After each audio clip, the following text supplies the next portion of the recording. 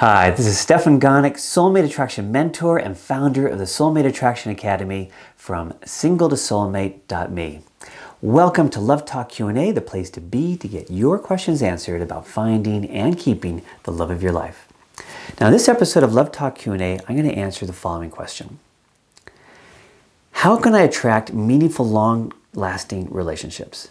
All of my relationships seem to last a few months, and either I lose interest or the other way around. I'd like to fall in love and be loved in return. I'd like to get married. Maybe I have blocks I haven't quite figured out yet. Thank you for your help.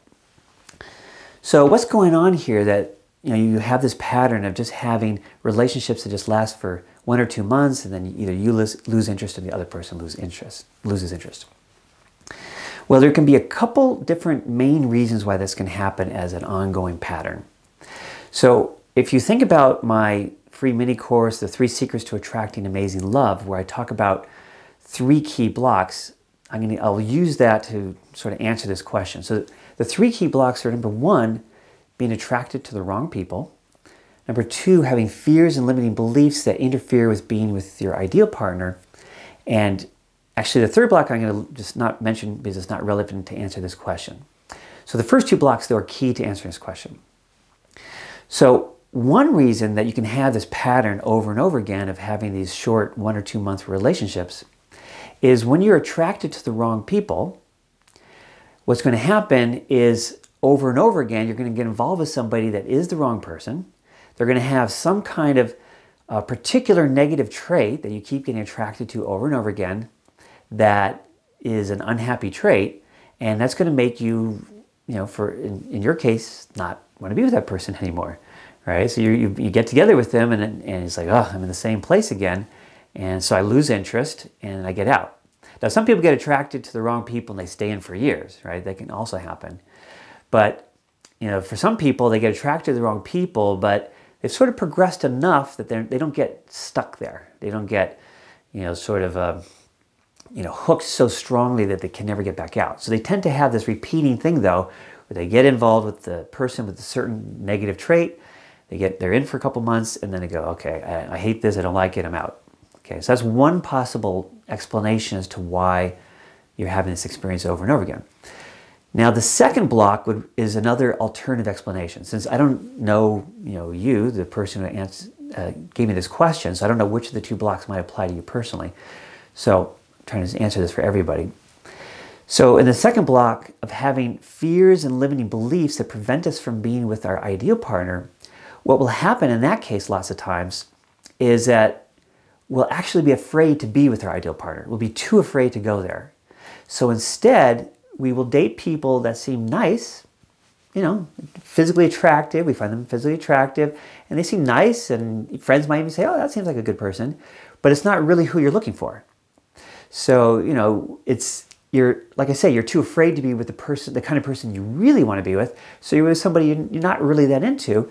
And if you're not really that into them, after a month or 2, you could lose interest, right? So it's a situation where you're kind of unconsciously, without realizing it, playing it safe by, not going for somebody that's really exciting and kind of settling for this, nice thing. This person is nice.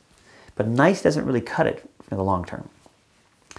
So that's a second reason why this can happen. There's another couple possibilities, again, since I don't know you personally.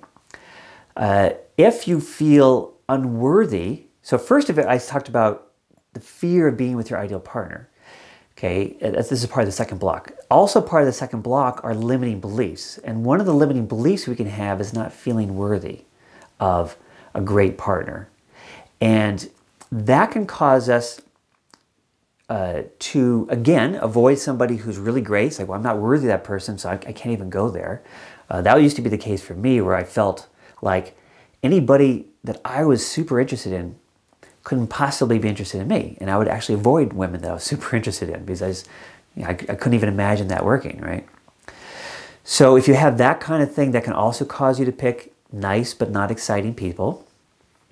And then finally, even if you pick a good person, if your fears are not quite so strong or the limiting beliefs are not quite so strong that you're avoiding, better people for you, but in the relationship, you may be too scared to really open up. So you maintain a certain distance out of that fear. If you maintain a certain distance, once you get past that initial honeymoon phase where there's all this excitement and, you know, sex is really fun and, you know, exciting and all this stuff, after a month or two, you know, that honeymoon peak is sort of starting to come down.